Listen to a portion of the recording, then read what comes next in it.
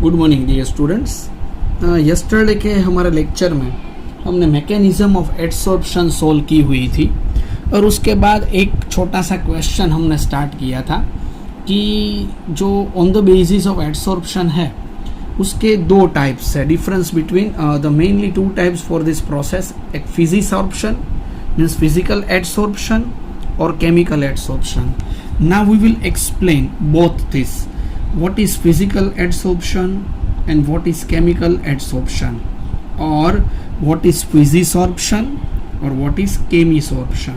Now we will explain the rule difference between physisorption and chemisorption.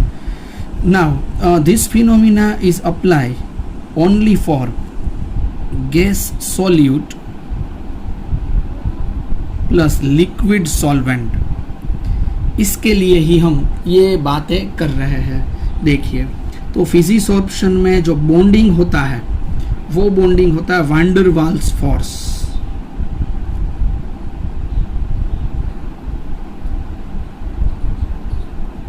और यहां पर कोई केमिकल बॉन्ड होता है। मीन्स इसका मतलब क्या है, वैन डर वाल्स फोर्स यानी क्या होता है, आप सबको शायद मालूम होगा कि वैन डर वाल्स फोर्स है वो वीक अट्रैक्टिव फोर्स होता है और वो मॉलिक्यूल के बीच में फोर्स ये अप्लाई होता है, और आयोनिक बॉन्डिंग होता है, कोवेलेंट बॉन्ड होता है, वो केमिकल बॉन्ड्स होते हैं। तो फिजिसॉर्प्शन में गैस सॉल्यूट और लिक्विड सॉल्वेंट के बीच में van der Waals force apply होता है और इसमें केमिकल बॉन्ड होता है। अभी ये जो है physisorption, it is not specific in nature, not specific in nature, और ये हाईली स्पेसिफिक है।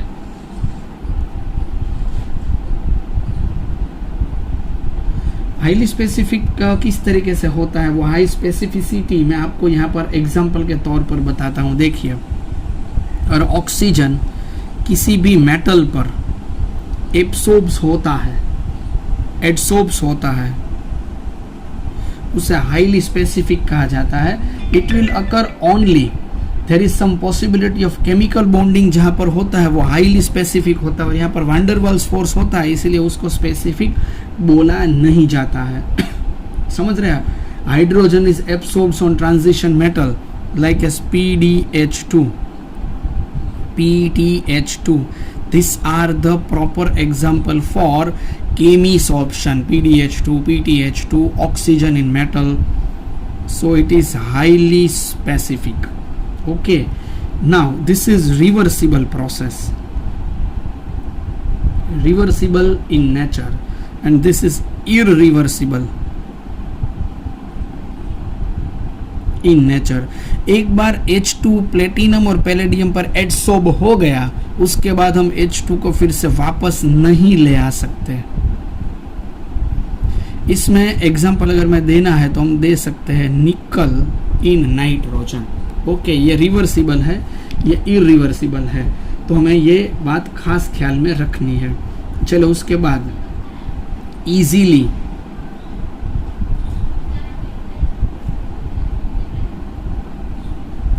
easily liquefy gases, और इसमें easily gases which can react with the adsorbent chemisorped easily liquefy नहीं होता है। उसके बाद इसकी एंथैल्पी चेंज है 20 to 40 किलो जूल पर मोल, और उसकी एंथैल्पी है 80 to 240 किलो जूल पर मोल। ये भी उसका डिफरेंस है। 2 मार्क्स में एक क्वेश्चन पूछ सकते हैं, difference between the physisorption and chemisorption. This are the examples, this are the important points of this question. Van der Waals force will apply, chemical bond will apply, not specific in nature, highly specific in nature. इसके example यहाँ है, यानी किसी भी students को ऐसा कोई tension मत आए कि ये किस तरीके का एग्जाम्पल्स जिसमें होता है, ये रिवर्सिबल है, ये इरिवर्सिबल है। ये इजीली लिक्विफाई गैसेस को कर देता है, इसमें इजीली नहीं होता है। इसकी enthalpy 20 to 40 kilo joule per मोल है, यानी लो है, इसकी हाई एंथैल्पी चेंज है। इसके लिए लो temperature is favourable,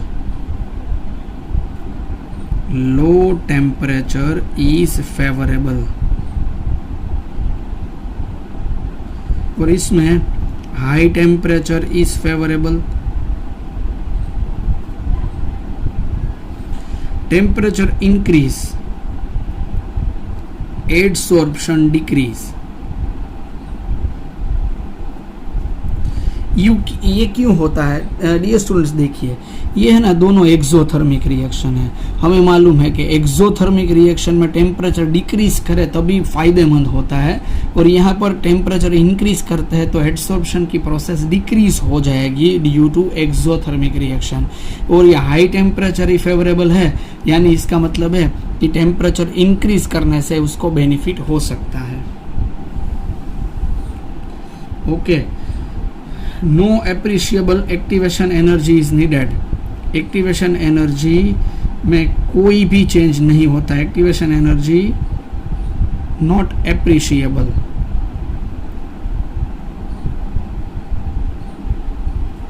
sometimes high activation energy needed. Activation energy का मतलब हम सब जानते हैं, रिक्वायर्ड मिनिमम काइनेटिक एनर्जी, उसको एक्टिवेशन एनर्जी बोलते हैं। यहाँ पर ये लो टेम्परेचर पे ही प्रोसेस हो जाती है, इसमें इसीलिए ज़्यादा एक्टिवेशन एनर्जी की ज़रूरत नहीं पड़ती है। इसमें हाई टेम्परेचर है, इसीलिए एक्टिवेशन एनर्जी की ज़रूरत ज़्यादा पड़ती है। इसमें मल्टी मॉलिक्यूलर लेयर होते हैं और इसमें यूनिमॉलिक्यूलर लेयर होता है।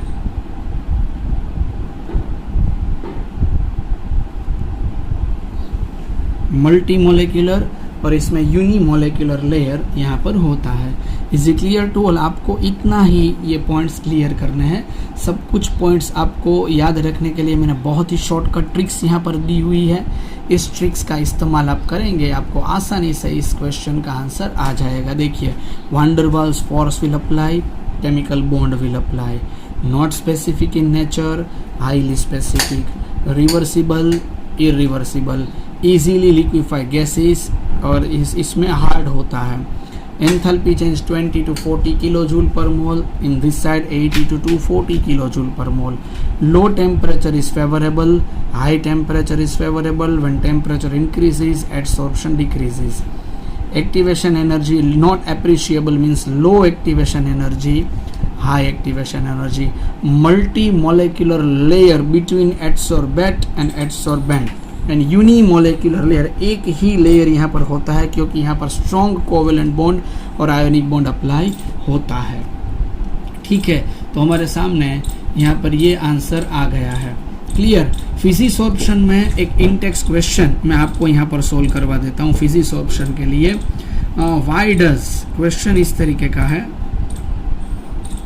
why does physisorption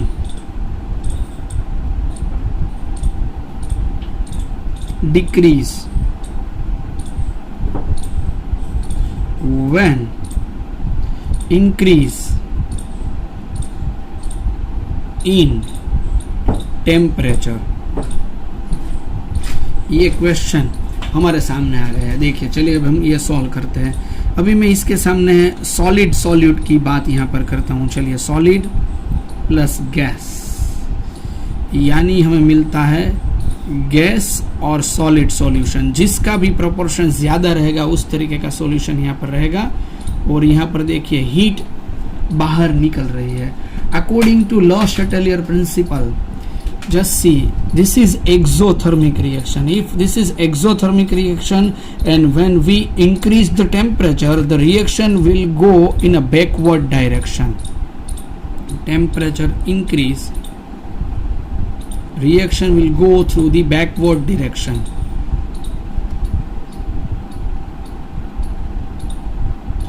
because for exothermic reaction temperature decrease is beneficial for the reaction. That's why physisorption decrease with an increase in temperature. Is it clear? हमको इतना ही यहाँ पर डिस्क्राइब करना है कि ये एक्सोथर्मिक रिएक्शन है. एक्सोथर्मिक रिएक्शन होने की वजह से यहाँ पर टेम्परेचर इंक्रीज करते हैं तो रिएक्शन बैकवर्ड डायरेक्शन में आगे बढ़ रहा है, बैकवर्ड डायरेक्शन में आगे जा रहा है, इसीलिए ये प्रॉब्लम हो सकता है. Is it clear to all? So this is the important aspect that in physisorption decrease when increase in temperature will apply. Okay, तो ये हमारे पास physisorption की यहाँ इंफॉर्मेशन यहाँ पर आ गई है. ओके, तो ये हमने सॉल्यूशन यहाँ पर कर दिया है. हमारे पास का जो इम्पोर्टेंट क्वेश्चन यहाँ पर था कि ये फिजिसॉर्प्शन और केमिसॉर्प्शन के बीच में कौन सा यहाँ पर डिफरेंस हो रहा है. Okay, now a question is here. The next important question is here that factors affecting on gas solute plus liquid solvent, but instead of solute and solvent we will use adsorbate and adsorbent.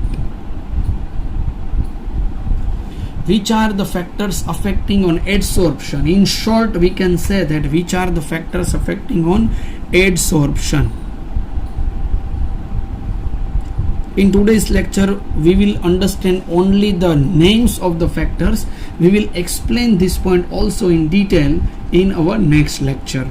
Okay, factors affecting the first factor is here. Nature of adsorbate. Nature of adsorbent. Okay, then pressure.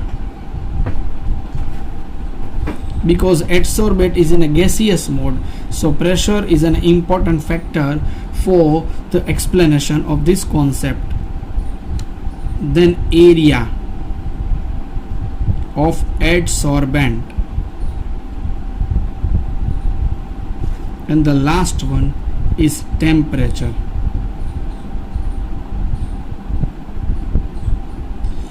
These are the important factors which will affect on the adsorption process. Nature of adsorbate, nature of adsorbent, pressure, area of adsorbent, and the temperature of this process. So these are the important effective factors on the affecting factors which will affect on the adsorption. Okay, so dear students, आज के lecture के लिए मैंने आप सबको बहुत ही important concept difference करवाया है और आपके सामने ये फिजिसॉर्प्शन में क्यों रीज़न है उसकी बातें की है और जो फैक्टर्स अफेक्टिंग है उसके बारे में बातें यहाँ पर की हुई है. इसका बेस अभी हम आगे के लेक्चर में भी तय करेंगे कि उसका रीजंस क्या होता है. ये सभी फैक्टर्स को हम एक्सप्लेन करने की कोशिश करेंगे क्योंकि ये फैक्टर्स ही हमारे आगे के कॉन्सेप्ट समझने के लिए ज़रूरी रहने वाले हैं. Is it clear to all?